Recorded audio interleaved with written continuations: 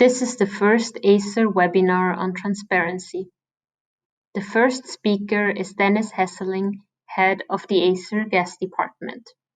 On implementing gas network codes, this is one of the most more extensive ones. So it's really, I think, worth looking into, maybe not to read it from beginning to end, but just to pick the topics which are of relevance for you. And we really made an effort to pick those ones which cut across the different national implementations to provide something of a European perspective and relevance. Then, of course, we have the national implementation reports, which by now we have almost finalized all of them. And those provided us with a very valuable opportunity to get a better understanding of how the national implementation takes place. I think we had also benefited a lot from the interactions with the NRAs and sometimes the TSOs at national level, and we provide our findings in these reports, which of course were issued during the public consultation, so the final decision could take into account the findings of the report. And then beneath that was the report previously was the report on the allowed revenues, which of course is the basis on which the whole tariff methodology is built, because that's where you depart from when you start doing the calculations. For the webinars themselves, which Csilla announced, we have 3 webinars because we thought it would be useful to provide an opportunity for us to interact with the stakeholders based on the findings that we have, in particular on the implementation monitoring report. So we picked 3 topics which we thought would be of general interest. One is the transparency one, which for sure was one of the main objectives of the network code, was broadly supported by stakeholders at the time in the Madrid forum. And I think we've seen overall really quite significant improvements on this area. And that's the topic for today's webinar. The second one for next week will focus on cross-subsidies. And cross-subsidies is a topic where, in principle, everybody is very much in favor. However, in practice, this can be difficult to implement and to justify properly. So we had quite some discussions, also difficult ones, with NRAs, sometimes with TSOs, to see how this should be done. And that's for sure worth further discussion. It's a topic which we have not exhausted. I think we have a pretty good understanding. It doesn't mean we have all the answers, and it's really worth also to hear from you in the second webinar next week what your views are on how, well, let's say, which things are going well. If you see good practices, that's also worth mentioning. We also try to do it in our report, and where you see room for improvement.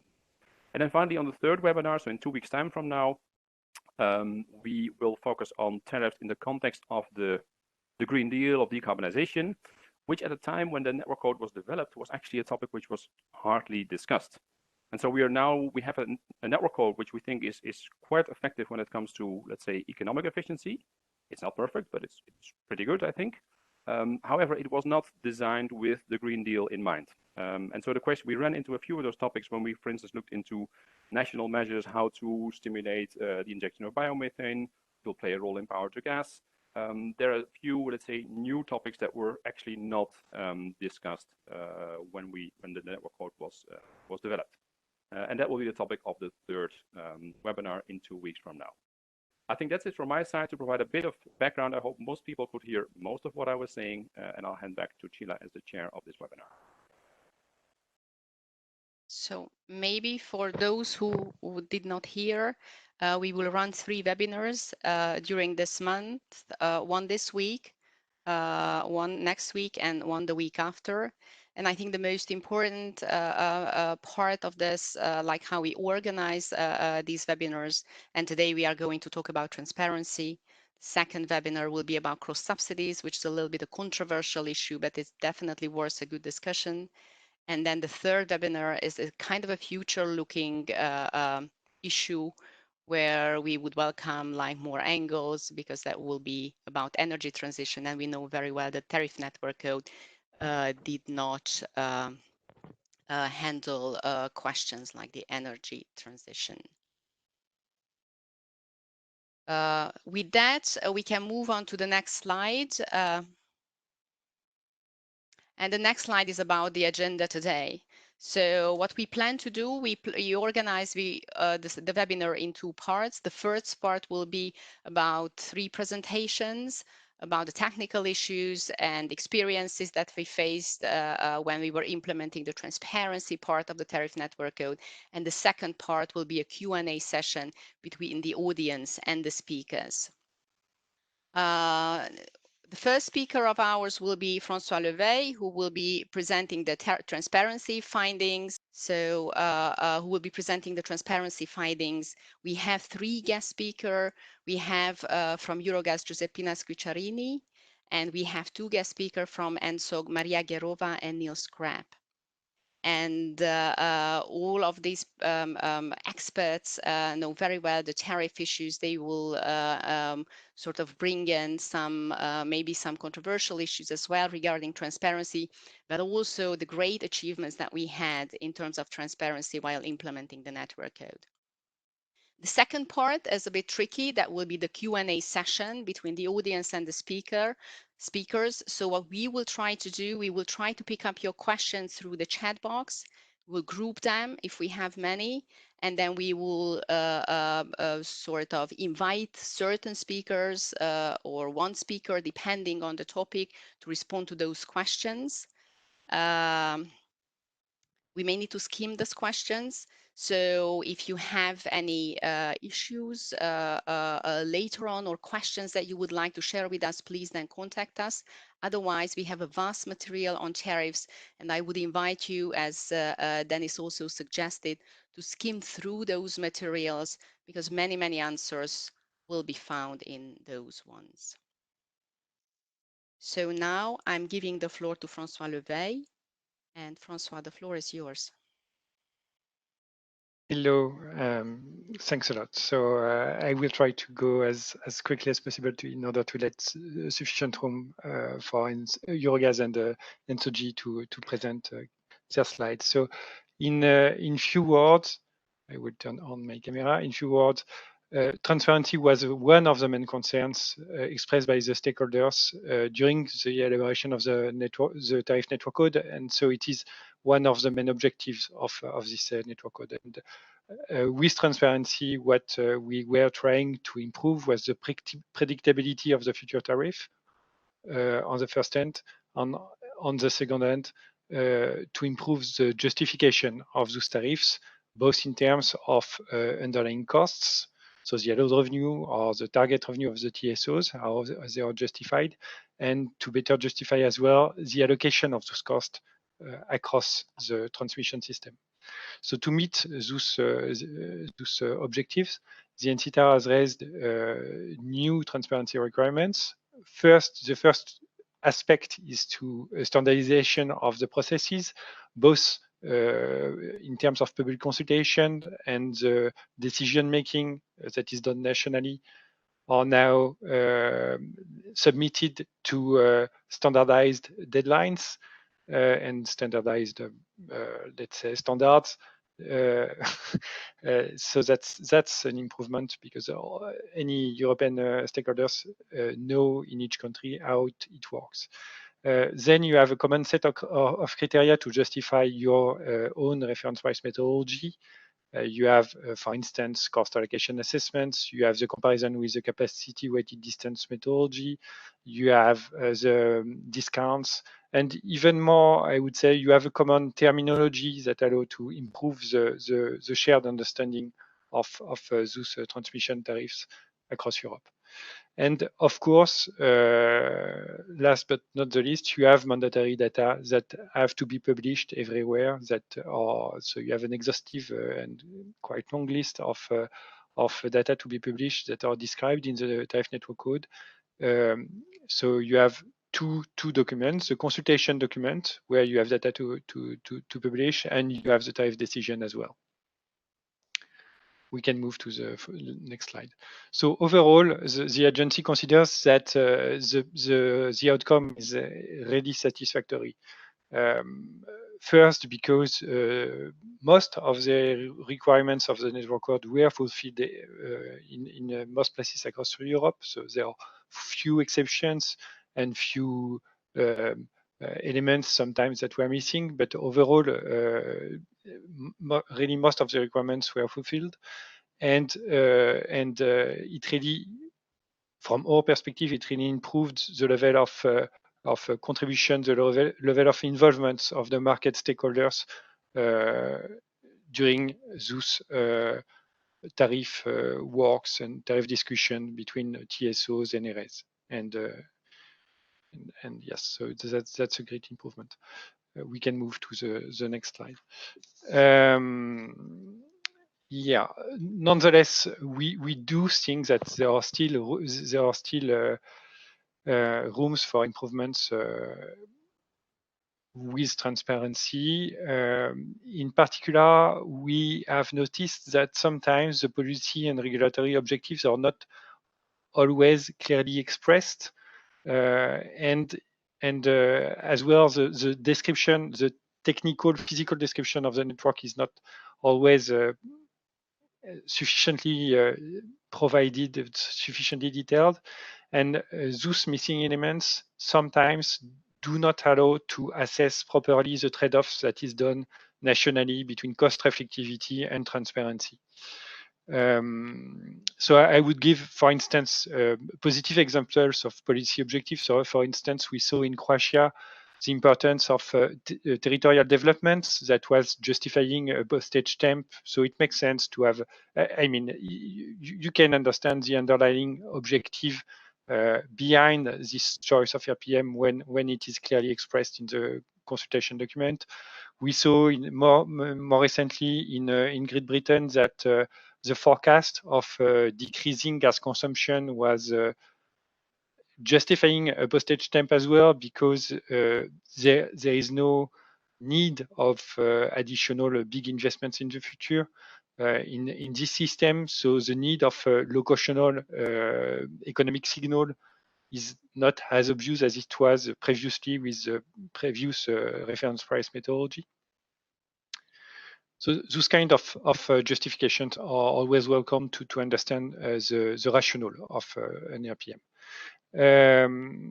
And I would say as well that another important thing is that we noticed is the fact that sometimes we face national specificities that may fully be legitimate, but nonetheless, those specificities to be assessed properly would require additional transparency. So below you have examples, for instance, where you have volume risk premia.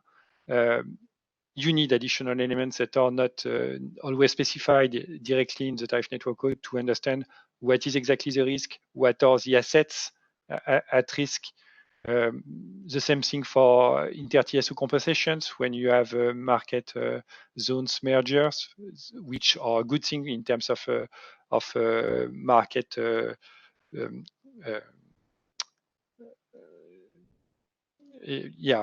make the wholesale market work, but nonetheless, it's always tricky to assess if those ITCs are consistent with the RPMs. So that's it. I will let the floor to Josie, which will present the slides. So we really would like to thank once again Eurogas and ENTSOG for accepting to contribute to this webinar. And the purpose of this presentation is to see if there are ways to still improve the transparency both at the national and at the European level. Thank you, Francois, and thank you to all the colleagues in ACER for inviting me to Eurogas to present in this webinar. So I would like to start with this. Transparency has definitely been a big improvement achieved through the tariff network code. It is not for players, of course, to decide what is the appropriate form of price control. That is the regulator's prerogative. Still, network users definitely need to know where costs come from, and the tariff network code implementation process has been instrumental to enhance transparency on the costs to move gas across Europe. The agency has played an important role in this respect, issued several reports, including reports on the methodologies for the parameters used to determine the allowed target revenues, the ACER study on parameters to set revenues, and of course the ACER internal gas market monitoring report. And during the tariffs implementation process, of course, all the ACER opinions on the individual tariff methodologies adopted at member state level. So Perhaps if I can have the next slide, please, I would like just to make a comment about the ACER opinions, which from a network user's point of view, we found particularly effective in bringing in a wider perspective into national implementation processes. A few points that were particularly positive in the ACER opinion processes. Views from market players have generally been taken on board. And in several cases, the interaction with NRAs has allowed further disclosure of information. However, it is also fair to say that this has not necessarily been the case in all jurisdictions, but I'll get there in a minute.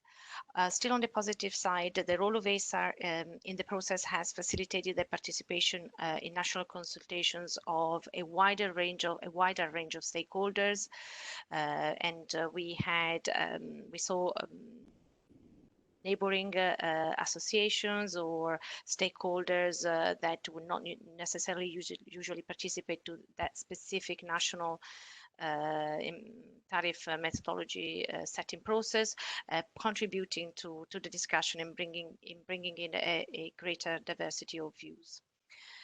However, we also observed that only one case, ACER has deemed the proposed methodology invalid and recommended to issue a new proposal. In several other cases, ACER noted that the information provided did not allow a proper compliance assessment.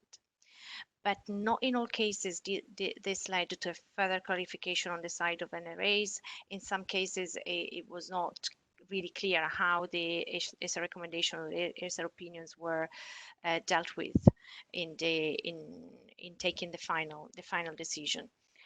So overall, good progress, definitely. Very valuable input from the ACER opinions. Going forward, the question we have is whether the current legal framework is sufficient to trigger actions in case of gaps.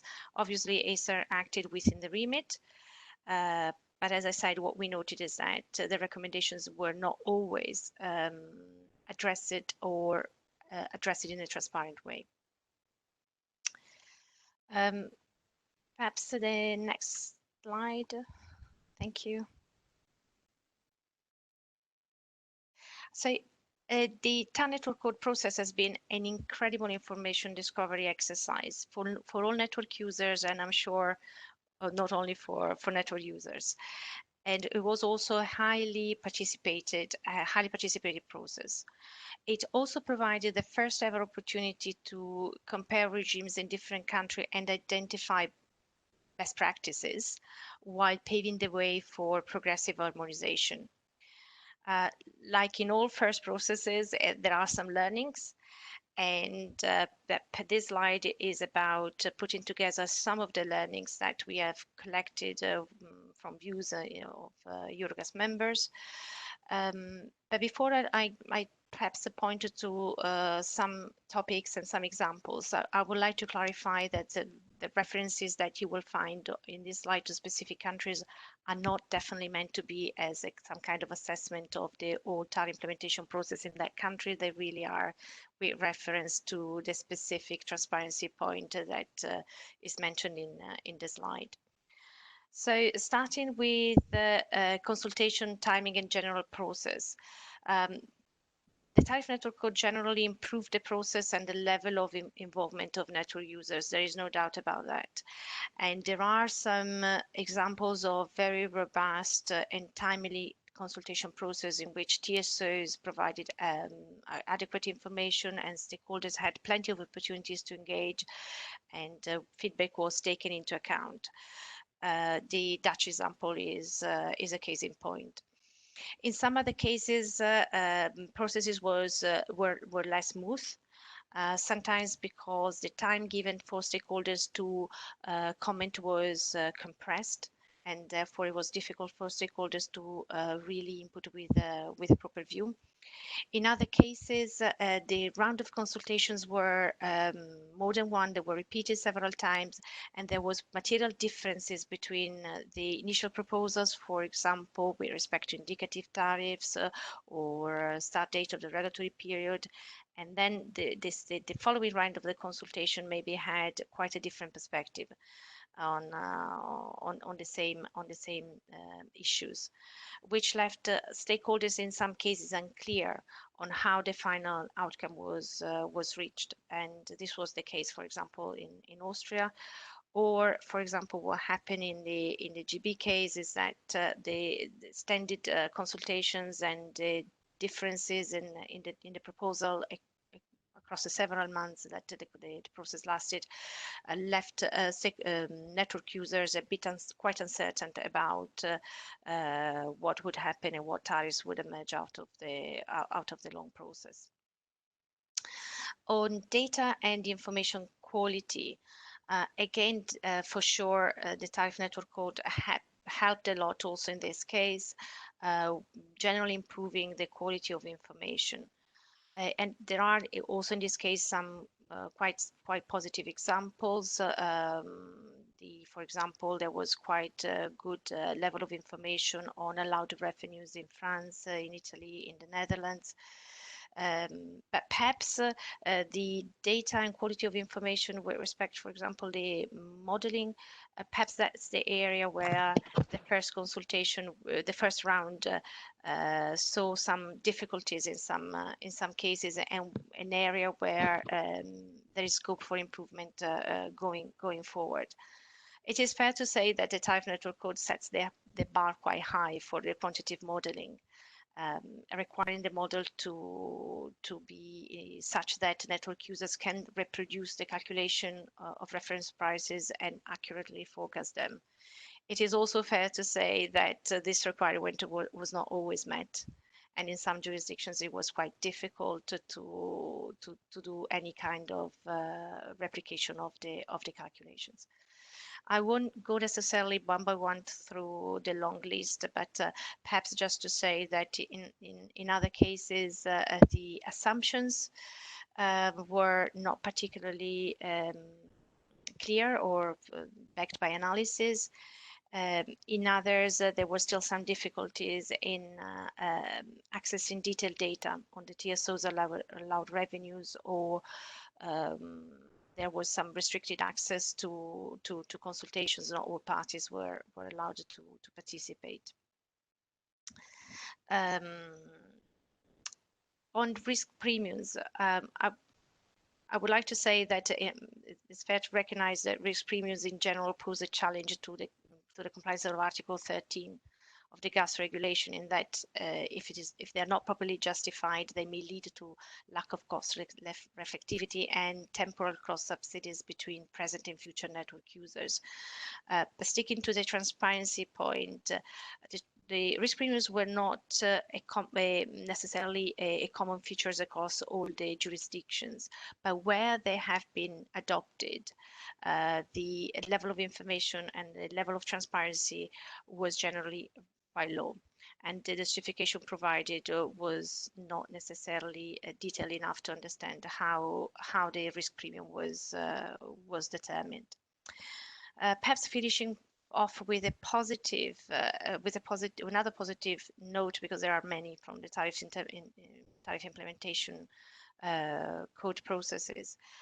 Independence of NRAs. So the level of independence of NRAs has increased in some countries, and perhaps Spain is the most notable case where the regulator had the opportunity to lead the process for the first time.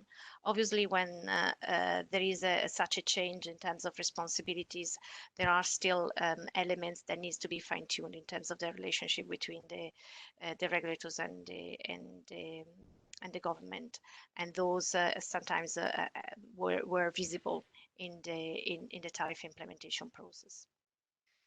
If I can have the last slide, please. So focusing on what's next and the way forward. So Going forward, the need for transparency will be even greater as the energy transition triggers network and system changes, which will need to be funded in a transparent way. And I liked also what Dennis said at the beginning: the tariff network code was not designed when at the time when the Green Deal was under discussion. So there is a whole chapter that will need to be considered in terms of how the present tariff network code will need to also consider the development that at political level are being discussed at the moment. There are anyhow some points that will be relevant also in that debate. Enhanced transparency should still be an objective from our point of view. And one way, for example, to further improve that is through the standardization of information, which is made available to network users and stakeholders more generally. For example, publication requirements via the use of the ACER template and where possible of basic input, for example, in terms of depreciation periods, WACC, and so on. Secondly, the identification of outliers through benchmarking of TSO avenues. I'm fully aware that when people start talking about benchmarking, there is always some nervousness coming along. However, one thing that perhaps is worth saying is that identifying outliers does not necessarily mean blaming anyone. It is well understood that different TSOs have different risk profiles. The value that we will see from benchmarking is the possibility to compare and clarify what's driving these differences, which indeed can be very well justified. With respect to the role of ACER, the first round of tariff network code implementation has shown that ACER monitoring activities can go a long way into improving the level of transparency in the different markets, and definitely the ACER opinions were a very useful instrument to that. Some suggestions perhaps to further improve what has been anyhow a successful tariff implementation process. One suggestion would be to consider whether ACER could issue some binding guidelines on perhaps on some more difficult topics. Also, I commented before on the diverse approach that we saw across Europe in terms of how NRAs reacted to the ACER opinions, some of them taking on board the recommendations, some of them not necessarily clearly responding to the opinions. So one suggestion could be to consider whether NRAs could be given a more clear role in responding to the ACER or reacting to the ACER recommendations, either by adopting the recommendation or at least explaining why they took a different view. And in some cases, I'm sure it was completely legitimate to take a different view. It would just be useful to perhaps see the rationale for that. Another perhaps a suggestion would be whether ACER could be involved early on in the process with respect to difficult issues. And this could be on request of NRAs, TSOs, and network users. It is fully understood that resources do not allow ACER to, to follow all processes from the beginning to end, but perhaps identifying some areas that are clearly more difficult and where ACER could add a bit more value if brought in earlier on in the process. On the same vein, question around whether there could be a more clear role for ACER on assessing the impact on cross-border trade and flows. This webinar, particular webinar, is about transparency, but in terms of with respect to the tariff cost reflectivity and cross subsidies element, which will be the theme for the next webinar, definitely cross-border element is an important one. So question whether that could be an idea. Finally, I would like to close by reiterating that definitely transparency has been improving transparency has been a key achievement of the the tariff network code implementation. Perhaps if you ask me what would be the one area where perhaps additional work could be done going forward is, I would say, the level of disclosure of allowed revenues and cost, and how costs are allocated. That's the area where perhaps we could further improve. Thank you very much, Guiseppina, to guide us through your slides. And I think these topics we could pick up also in the discussion. At this point, I would like to invite the two ENTSOG speakers to stand up and start speaking. Maybe we can start with Niels. Yeah. First of all, in the name of ENTSOG, thank you very much for the invitation. Thank you very much for the possibility to speak about transparency. Although I must admit, as a TSO, as someone who should be transparent, you can only lose if you talk about transparency. But anyway, let's see how the situation was before the network code on tariffs. So let's say in 2012. As a shipper, hopefully you could find an understandable price sheet in English. That was the best case you get in the most countries. In some, but not all countries. So I know Great Britain was a very good example, but not in all countries.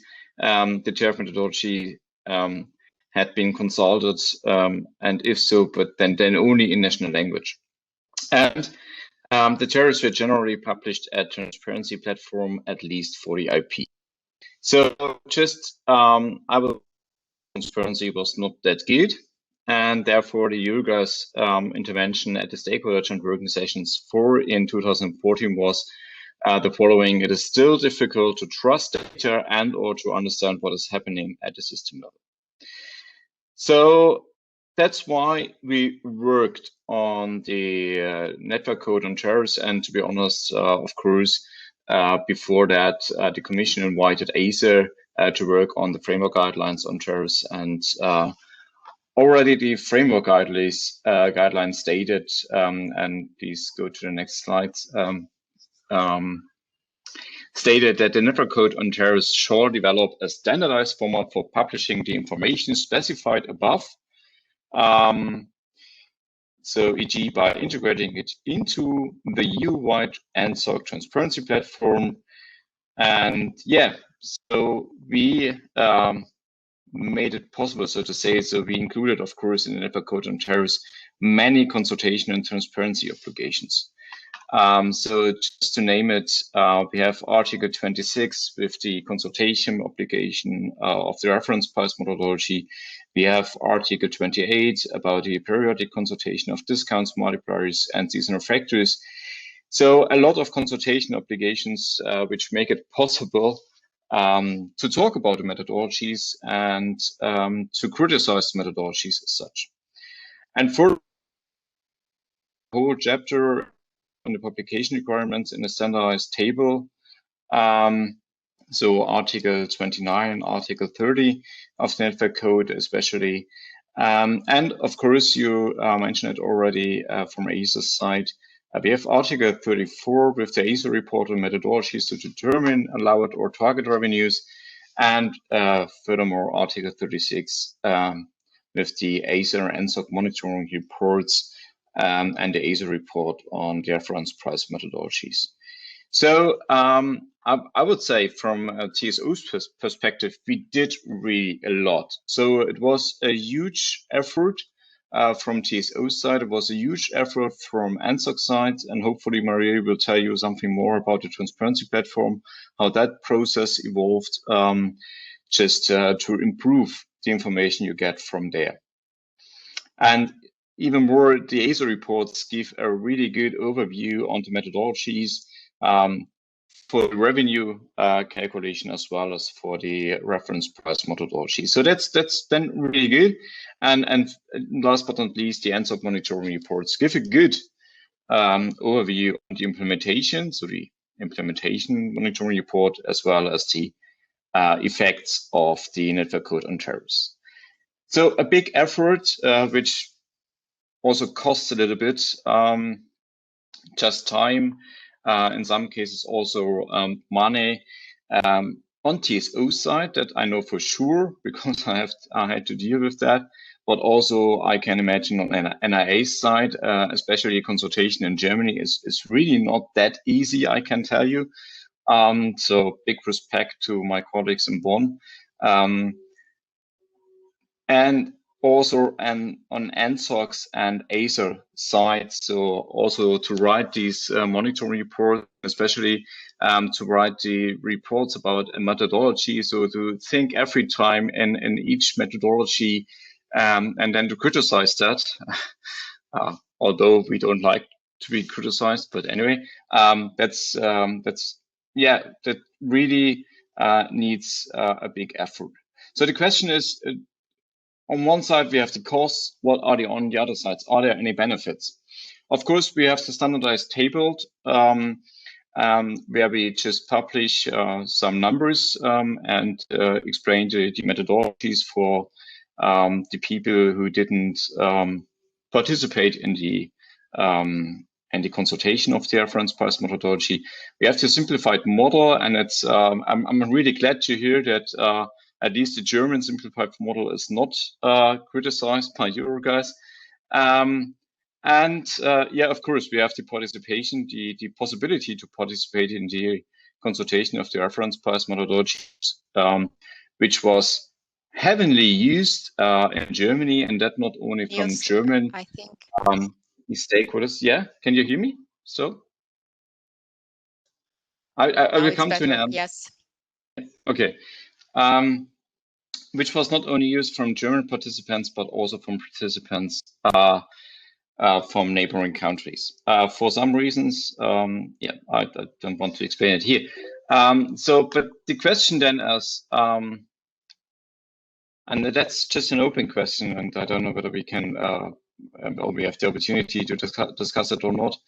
How many people did really download a standardized table, for example? I know that I did it, at least for the German TSOs, but who else did it? So that's the question. So is the benefit really worth the costs? Most probably yes, but the question is it the case or not? So thank you for the invitation again.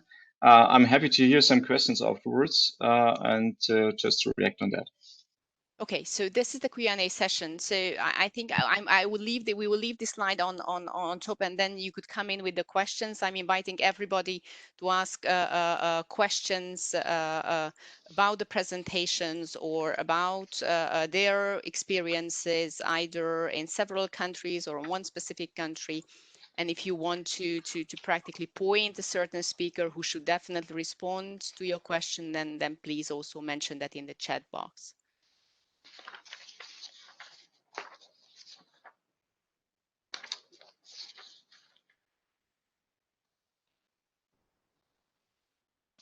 I see that the audience is very, very shy.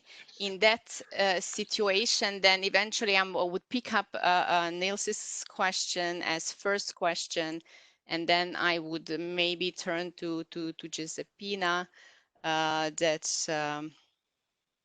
So what are the benefits of having published all that data? And then now we are focusing on the data. Maybe specifically, what are the benefits in your view, and do you see more benefits than cost there? And in the meantime, we will group then the questions that are coming up.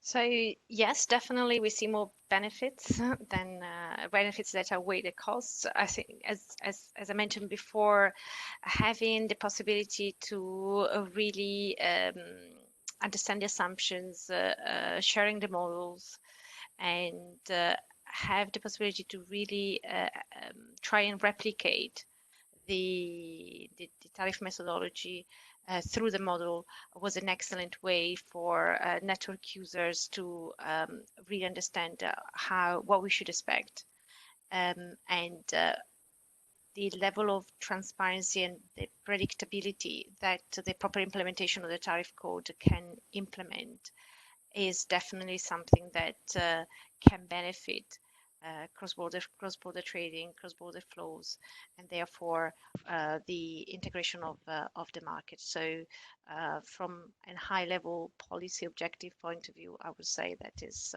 it is something that is very useful.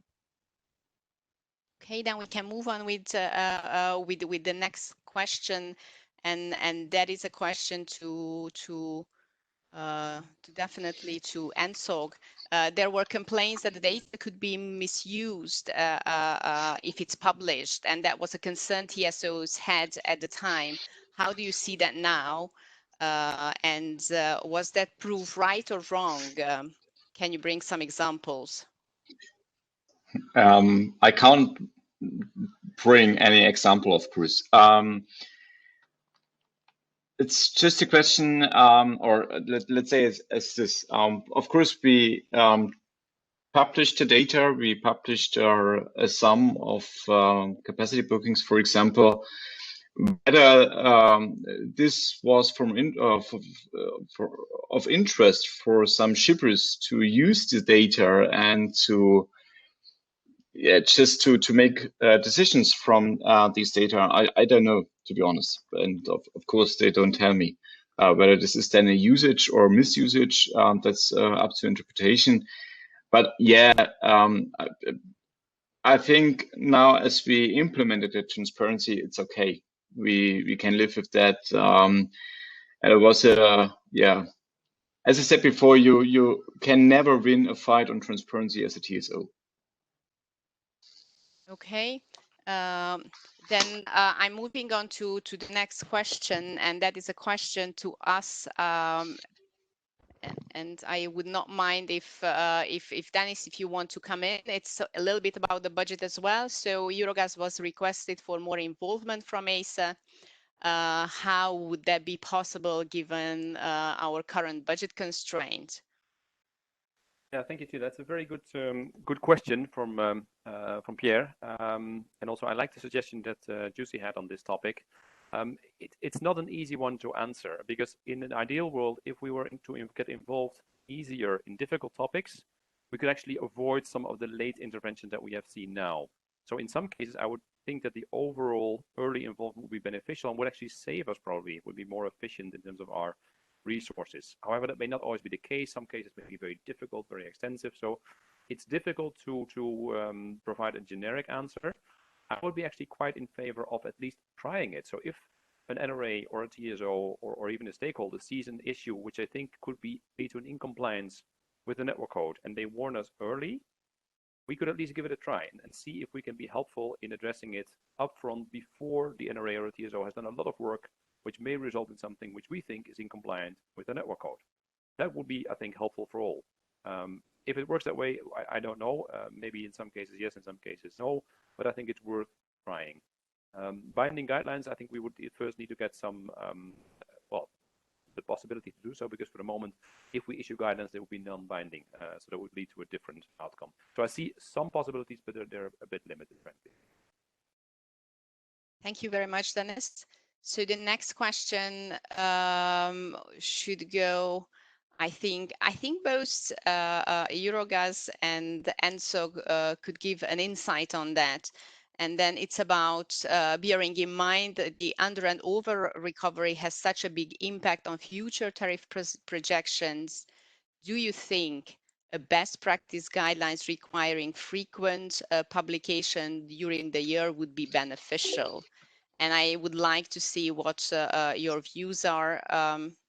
We can also join Francois if you have any specific addition on that point. So maybe the third set of questions could go to all the three speakers.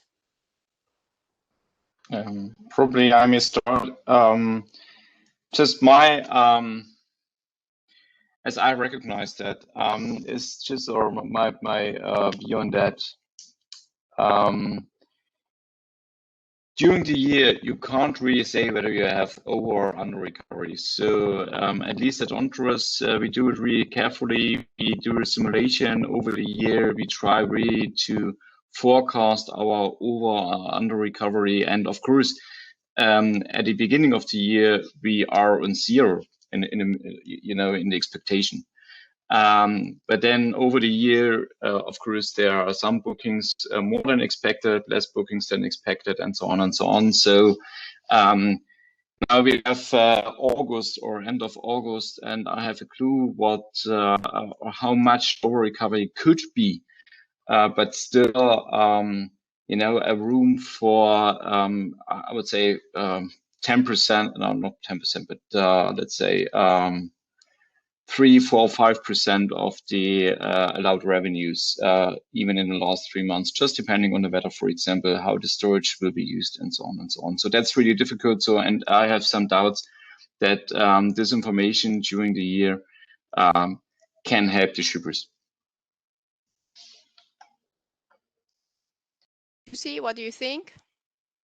I think first of all that it's definitely a very good point, and it is definitely a point in which is it's a challenge for shippers to predict future tariffs when there is such an uncertainty related to under recovery and over recovery. So from my point of view, additional information on this would actually be helpful. Because otherwise it can be quite challenging to do anything which is even vaguely accurate.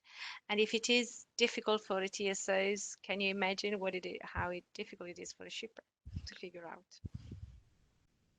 I fully understand, and I try to fight on transparency.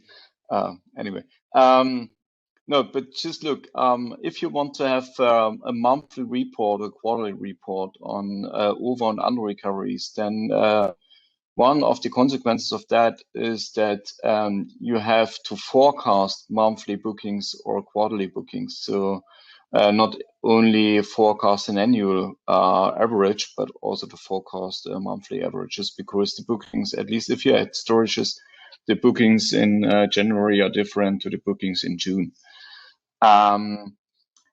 So that's why I say it's really, it has some consequences, and it's not so easy to do as you probably imagine. I think the suggestion was to consider whether a best practice guideline could be appropriate. So perhaps I would perhaps take that suggestion seriously and see whether the pros and cons that you were discussing before and the difficulties, whether how those challenges could be overcome in a best practice guideline. And yeah, and probably a last word. If I publish over recovery or in the first 3 months, but then I see during the year it didn't happen. So because then I have less bookings than expected, then of course I will report that every quarter, for example. But I don't want to be claimed for wrong informations or for you know, that or even in the sense of remit that I did something which influenced the market in a bad way.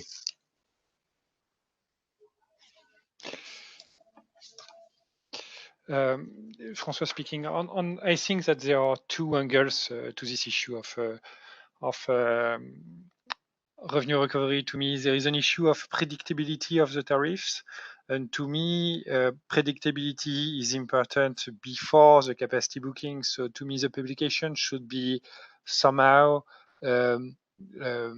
synchronized with the important auction. So mostly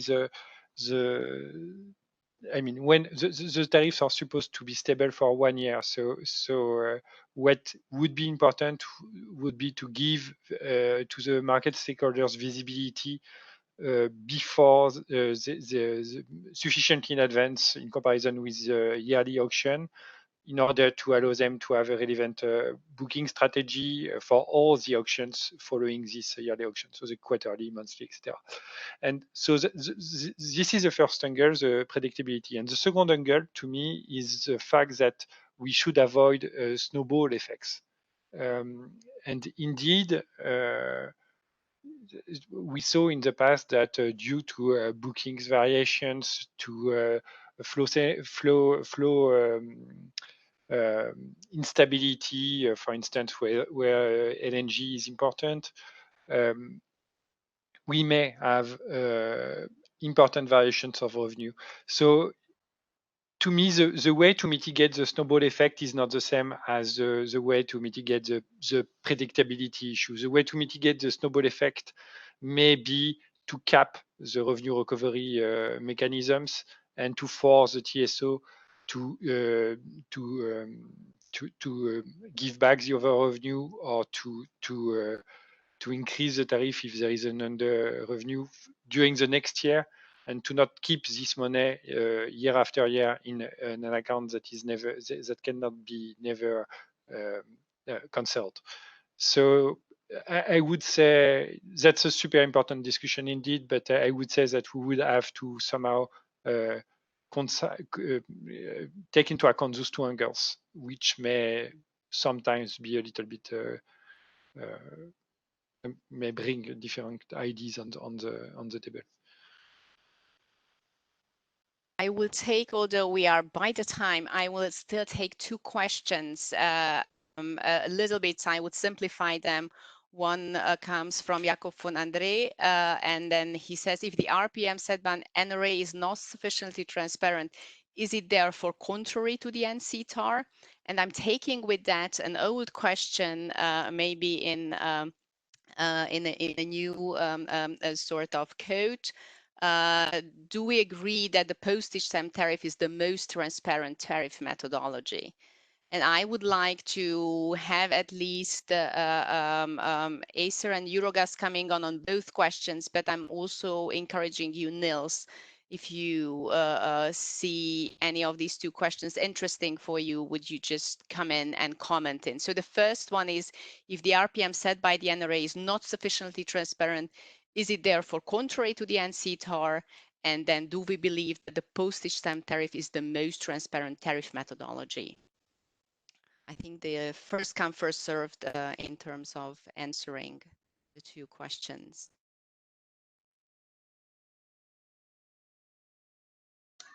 Okay, then probably I begin. I start again. Yeah, I think the postage stamp is the most transparent methodology, just because it's easy to understand and it's hard to influence the tariffs. If you, for example, look to the CWD methodology, even that methodology described in Article 8, then the tariffs depend on various parameters like the forecasted contracted capacity on each point. And so the predictability of tariffs for the next year for each point is really hard. So you have to equalize the tariffs, and in the end you have a postage stamp again. Now I know Jakob von Andre from another occasions, and I know yeah, that that's about the fight in Germany that we have, and it's still a legal fight. So I don't want really to answer that question, or I can just state, but that's then the ENTSOG position and not the ENTSOG position, of course.